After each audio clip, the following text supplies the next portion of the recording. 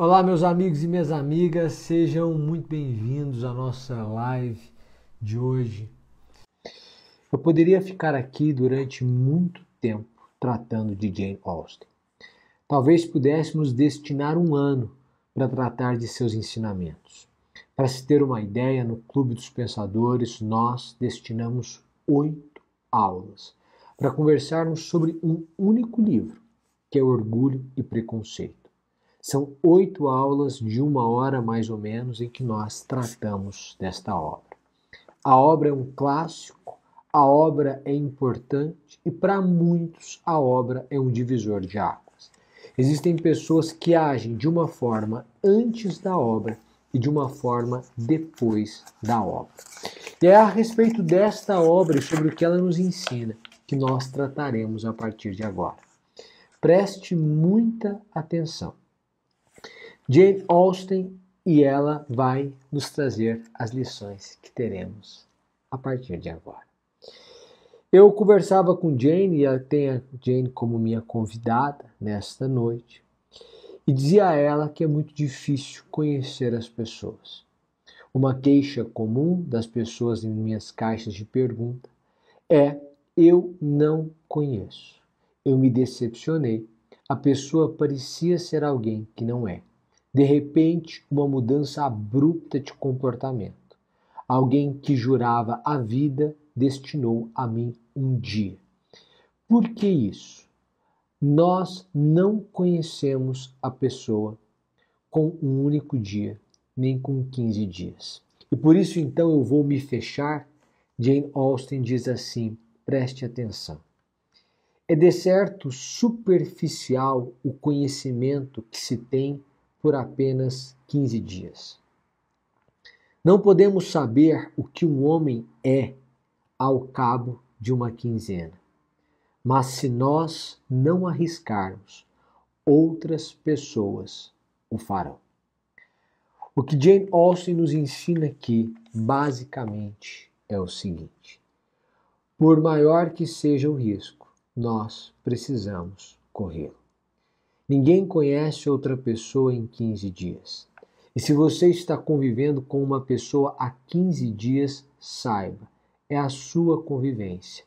Essa pessoa tem a aparência de uma boa pessoa. Parece ser uma pessoa idônea, parece ser uma pessoa correta, ninguém garante que ela o seja. E pode ser que ao cabo de 6 meses você se decepcione com ela. Mas isso não pode impedir você de apostar neste relacionamento. O que Jane Austen está dizendo é que no campo das relações é preciso correr risco. Por quê? Porque da mesma forma que nós temos o risco de as relações não darem certo, nós também corremos o risco de elas prosperarem. Portanto, não espere ter completa segurança, para que então você possa se destinar ou se permitir viver um amor. Amar é também correr um risco. Mais à frente em sua obra eu pergunto por que certas pessoas, apesar de serem belas, inteligentes, serem pessoas prósperas no campo material, são pessoas com quem nós não gostamos de conviver. Há um trecho na obra de Orgulho e Preconceito em que há a descrição de o senhor Darcy. Darcy é um homem rico, Darcy é um homem bonito, Darcy é um homem inteligente. Durante a obra ele escreve uma carta a Elizabeth que impressiona. Mas vejam vocês a descrição de Darcy. O senhor Darcy logo chamou a atenção do salão, pela figura elegante e alta. As belas feições, o porte nobre e a notícia que passou a circular 5 minutos depois da sua chegada, de que dispunha de uma renda de 10.000 libras por ano. E ele foi observado com grande admiração durante metade da festa, até que seus modos provocaram um certo descontentamento, que virou a maré da sua popularidade, pois descobriram todos que ele era orgulhoso e que se achava superior aos presentes. Preste atenção. Jane Austen está nos ensinando aqui que o seu orgulho pode anular as suas qualidades. Não importa se você é bonito, inteligente, interessante. Não importa o quantum das suas posses, os seus diplomas, o pós-doutorado ou o último artigo que você escreveu e o impacto que ele teve sobre a República. O que Jane Austen está nos ensinando aqui é que, se você for arrogante, as suas qualidades desaparecerão. Ainda que você seja uma pessoa inteligente, bonita, rica, estudada, ainda que você seja uma mistura de Mark Zuckerberg com Machado de Assis, ainda que você seja uma mistura de Pontes de Miranda com o Barão de Mauá, saiba, é preciso ser humilde. A humildade abre portas, a arrogância as fecha. É por isso que Salomão escreve em Provérbios que adiante da honra vai a humildade, mas a soberba precede a ruína. Toda soberba precede uma ruína. A ruína das amizades, a ruína das relações, a ruína da alegria. O soberbo, ao fim da vida, do meio para frente, é um sujeito só. É um sujeito que causa repulsa nas pessoas ao seu redor. Jane Austen está nos dizendo: não seja arrogante. É preciso que haja humildade, mesmo quando você começar a experimentar as suas vitórias. Quando o sujeito experimenta as suas vitórias, ele precisa visitar o Orgulho e Preconceito de Jane Austen para entender o que se passa na vida do Sr. Darcy, para entender o que aconteceu com Sir Lucas. Sir William Lucas, diz o livro, praticara havia tempo o comércio em Meryton, onde juntara uma riqueza razoável e obtivera a honra de receber o título de cavaleiro por um discurso ao rei, pronunciado enquanto era prefeito. A honraria talvez tenha sido demasiada para ele. Levou-o a perder o gosto pela profissão e pela pequena cidade comercial onde vivia. E abandonando ambas as coisas, mudara-se com a família para uma casa, a cerca de 1 milha de Meryton, chamada a partir de então de Mansão Lucas. Entenda o seguinte: a vaidade pode ser a razão da sua subida e também da sua queda. Ela pode ser a causa da sua subida e a razão de sua queda. Sir William Lucas é um sujeito que prospera, é um sujeito que cresce no comércio, é um sujeito que se torna prefeito de Meryton. E um belíssimo discurso ao rei, ele se torna merecedor de uma honraria. E o rei então o honra e ele recebe o título de cavaleiro. E então, enebriado pela sua vaidade, Sir Lucas deixa o comércio, deixa a cidade, deixa de crescer. E o que ele faz? Ele simplesmente se afasta, compra uma mansão, chama a mansão de Mansão Lucas e para no tempo. Quantas pessoas você conhece que, tendo experimentado uma vitória, logo depois experimentam a derrota? É aquilo que Neil Barreto chama de a bênção ser a sua maldição. O sujeito vence, conquista, cresce e logo depois estaciona. Acredita que alcançou o ponto máximo da sua existência e que, portanto, não precisa crescer mais, não precisa evoluir, não tem mais a oferecer. A partir de agora, ele é o supra-sumo da humanidade. Esta visão de vida é um equívoco. Uma das máximas que nós colocamos, inclusive, quando analisamos a vida financeira em uma live aqui, foi: nunca pare de crescer. É possível que o título, que o elogio, que a honraria façam você parar. Não pare. Não faça da sua vaidade a causa da sua queda. Não faça do elogio o motivo para você parar. Não ache que a sua posição é o bastante e que, portanto, você não precisa crescer em nenhum campo da existência a partir de então. É engano. O mundo progride. E no progresso do mundo, quem fica parado fica para trás. Estar da mesma forma é estar atrás. É uma involução, é voltar para trás, com o perdão da expressão. Portanto, eu aprendo com Jane Austen que a vaidade apaga as minhas qualidades e que a vaidade também pode ser a causa da minha queda. Algumas pessoas são orgulhosas, algumas pessoas são vaidosas, algumas pessoas são soberbas. Quando eu olho para essas pessoas, e Jane Austen vai me dizer, olhe para a história delas. Há algumas pessoas que são orgulhosas, mas se você olhar a história delas, você vai compreender o orgulho. Ela diz assim, preste atenção. O orgulho dele, disse a senhorita Lucas, se referindo ao senhor Darcy, não me ofende tanto quanto de costume, pois tem uma desculpa. Não é de admirar que um jovem tão distinto, com família, riqueza, tudo a seu favor, tenha a si mesmo em alta consideração. Ele tem o direito de ser orgulhoso, por assim dizer. Aqui, a senhorita Lucas diz que uma pessoa bem-aventurada em tudo teria o direito de ser orgulhoso. Mas eu quero discordar da senhorita Lucas e dizer que ainda que o sujeito tenha família, riqueza, seja distinto e tenha tudo a seu favor, ele não tem o direito de ser orgulhoso. Não existe o direito de ser orgulhoso, porque o orgulho não é um bem que as pessoas têm direito a ele. Não há esse direito. Quando nós crescemos, saiba que para o nosso crescimento há uma série de fatores que contribuíram, esses fatores, para o nosso crescimento e que não dependem do nosso mérito.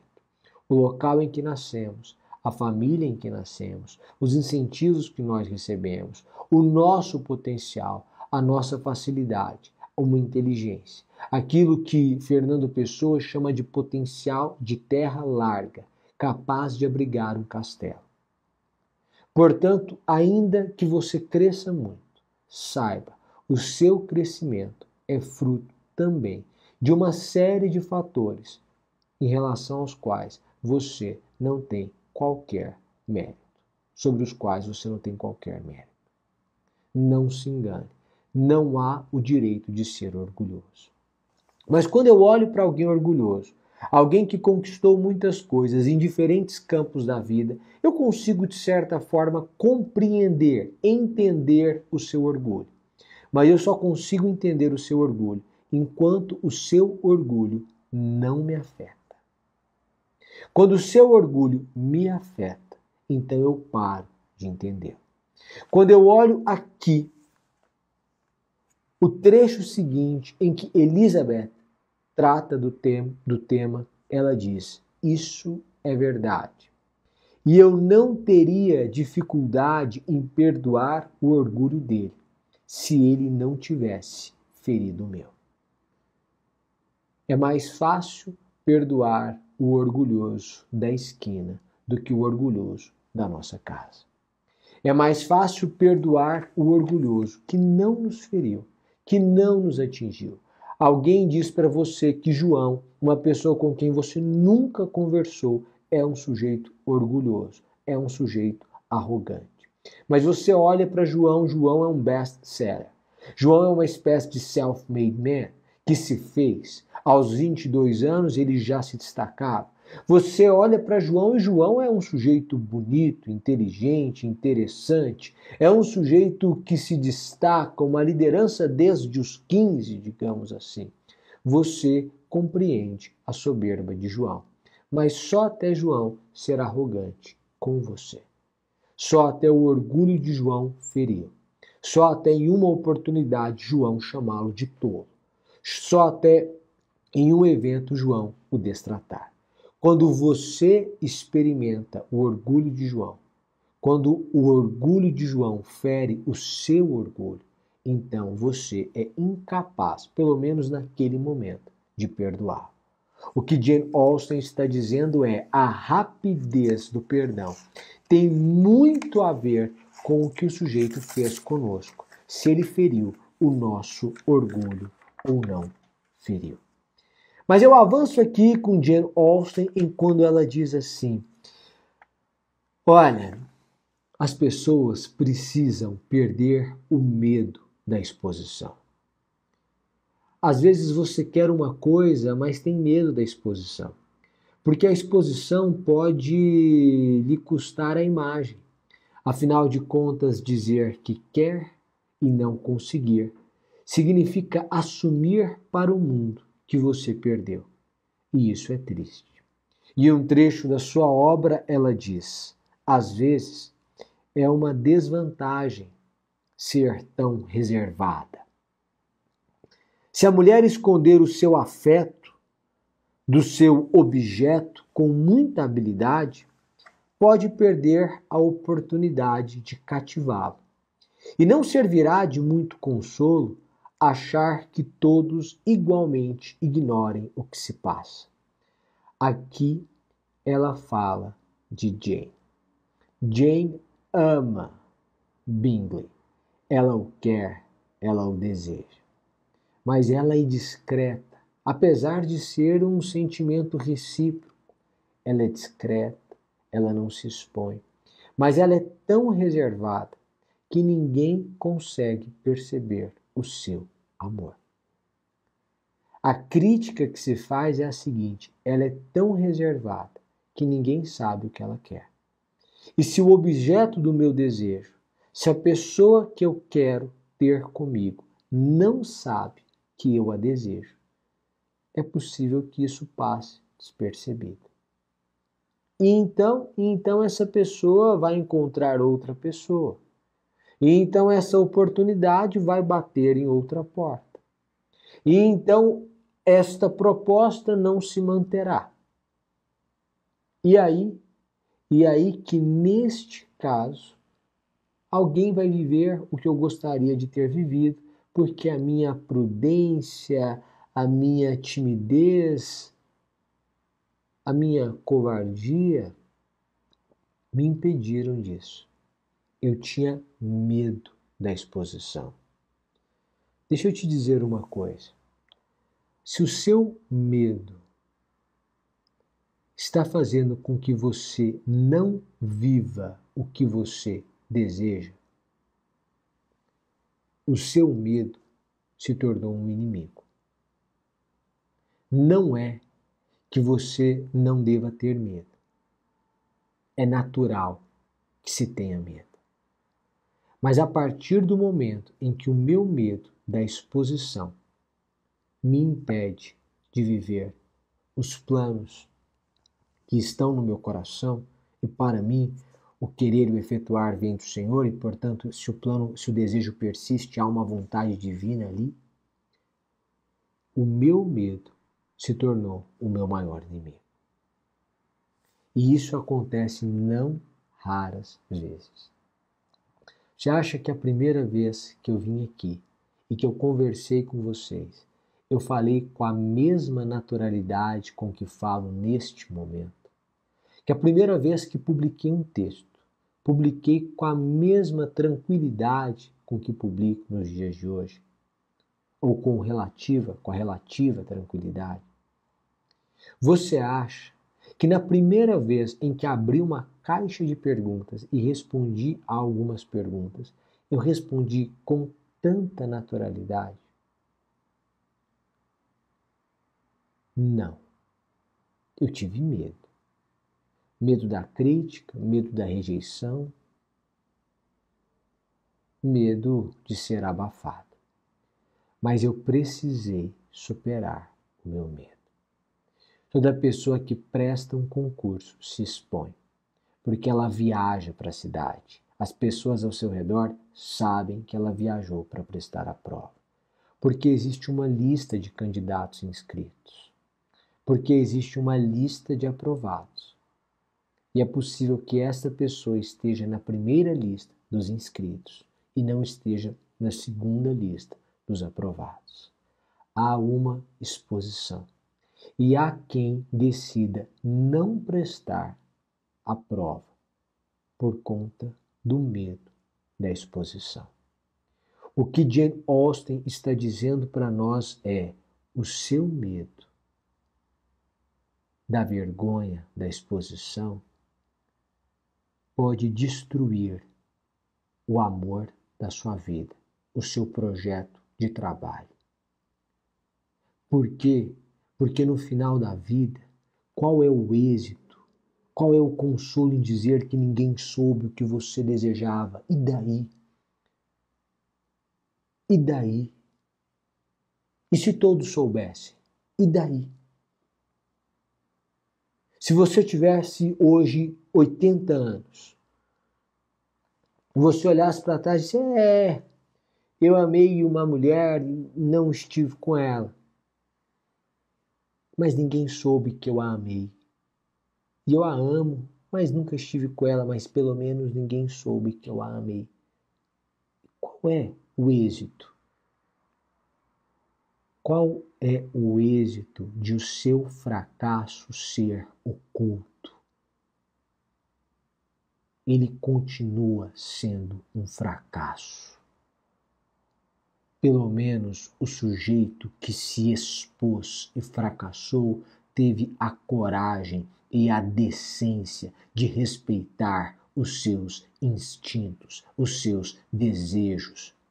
Foi coerente com aquilo que o seu coração pleiteava.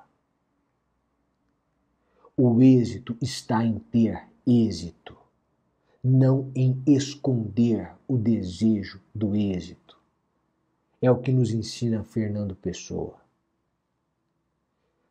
Perca este freio, ou pelo menos seja maior do que ele. Quando eu leio Orgulho e Preconceito, eu entendo que o erro de Jane é não mostrar o que ela quer, a que ela veio, com quem ela quer ficar. Não cometa o erro de Jane. Não cometa o erro da vergonha. Não cometa o erro de esconder ou de não lutar pelo que você quer, porque você tem um medo da derrota. Eu avanço, e eu avanço, e eu avanço. Poderia ficar tempos aqui. Jane Austen é fabulosa. Nós poderíamos ficar um ano tratando da obra, mas vamos avançar, das obras, mas vamos avançar. Preste atenção aqui. Não pare. Não pare. Entenda o que eu estou te dizendo ou o que eu vou te dizer a partir de agora. Às vezes a pessoa se aposenta. Ótimo. Você pode se aposentar. Mas depois de aposentado, tenha outra atividade. Não precisa ser econômica. Tenha outros sonhos, outros projetos. Vá desenvolver o seu pomar que seja. Tenha atividade. Vá ler obras, vá a teatros, vá a shows, escreva livros. Quando você for aprovado em um concurso, não pare.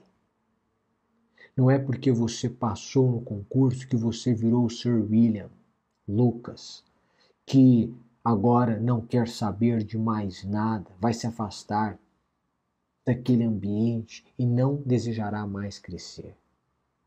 Isso é um equívoco. Veja o que Jane Austen diz assim. Quando nada melhor ocorria, um passeio até Meryton fazia-se necessário para animar as manhãs e fornecer assunto para as conversas da noite. As atividades são essenciais ou fundamentais para as novidades, e as novidades são fundamentais para a vida. Não pare. Tenha novos projetos. Tenha sonhos. sujeito terminou a residência médica, vai trabalhar agora? Ótimo, tenha outro projeto. Pode ser em diferentes áreas, pode ser de diferentes modos, mas não pare. Às vezes é preciso ir até Meriton para ver o que se passa. É preciso de um novo ambiente, é preciso fazer uma nova caminhada, é preciso ver gente, falar com pessoas, ouvir pessoas, porque é neste novo ambiente, neste novo desafio que eu vou viver novidades. E as novidades vão animar a minha vida, vão trazer novos assuntos. Pessoas que ficam estacionadas no tempo sempre tratam dos mesmos assuntos. São sempre as mesmas conversas, as mesmas histórias, as mesmas vidas que são objeto daquelas conversas. São pessoas que ficaram estacionadas no tempo, pessoas entediantes. Se você não quer se tornar uma pessoa entediante, coloque os seus olhos voltados para o futuro. Em A Mulher Desiludida, Simone de Beauvoir narra o momento em que André e Monique estavam bem. E ela diz, André tinha os olhos voltados para o futuro. Ele queria crescer.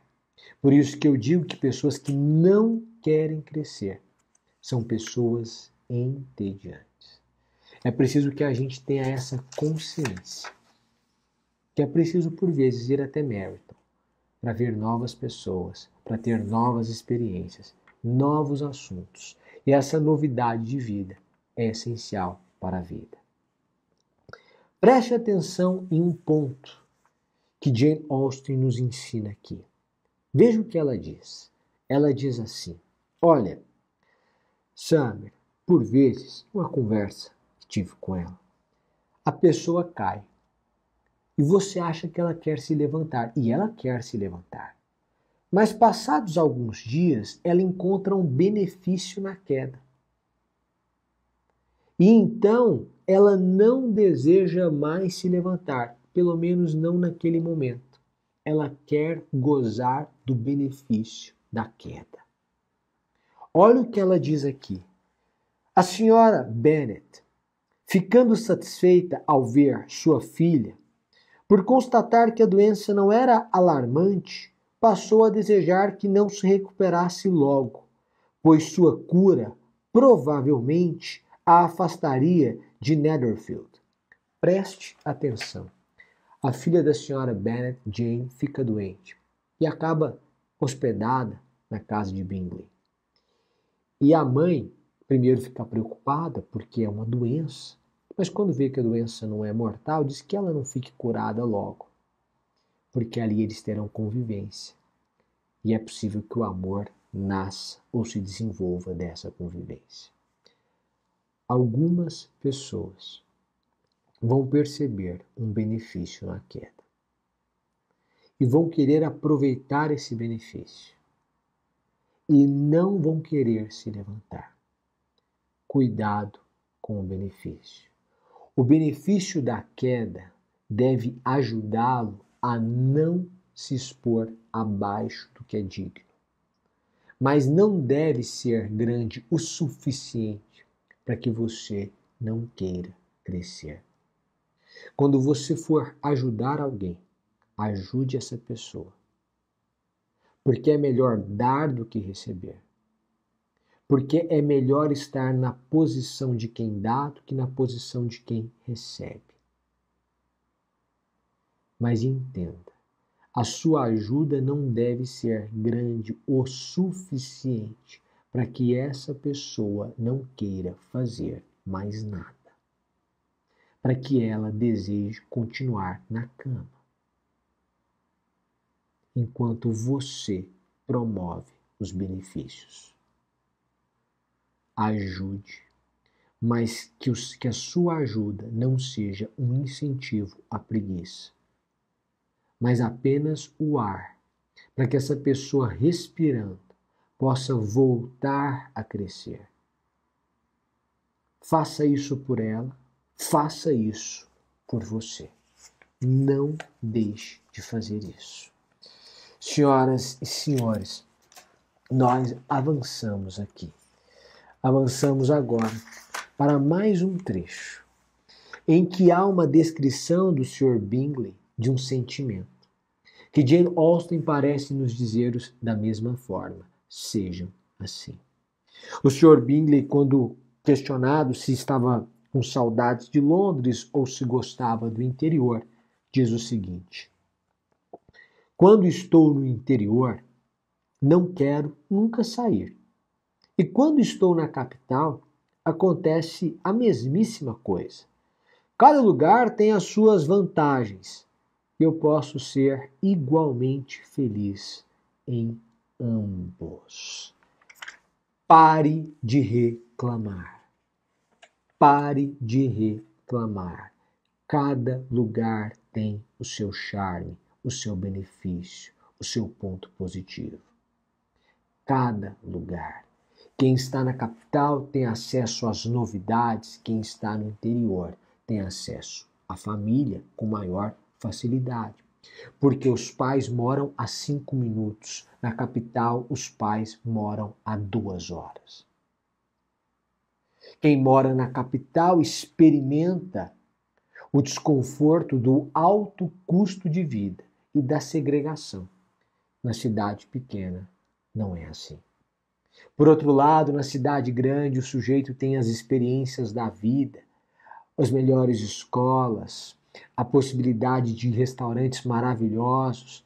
Ele conhece mais do mundo, tem um ar mais cosmopolita. Claro. Então, aprenda a se adaptar. Se você estiver no interior, aprenda a ver as belezas do interior e a compensá-las de certa forma. Se a vida impôs que você morasse em uma cidade de 30 mil habitantes e você gosta de uma cidade maior, esse incômodo pode ser um sinal de mudança, um alarme. Você deve mudar, construir a mudança.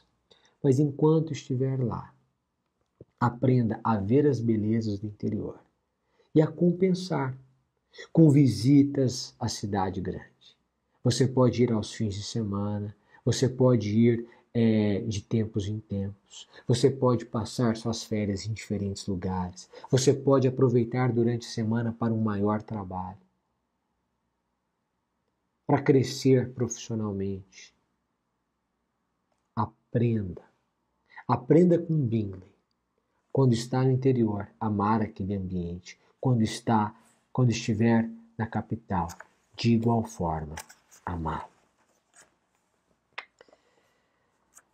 Por fim, eu perguntei a Jane Austen o que fazer com as decepções. Se as pessoas decepcionadas deveriam se distanciar das outras pessoas ou não se distanciar das outras pessoas. Então ela me disse o seguinte.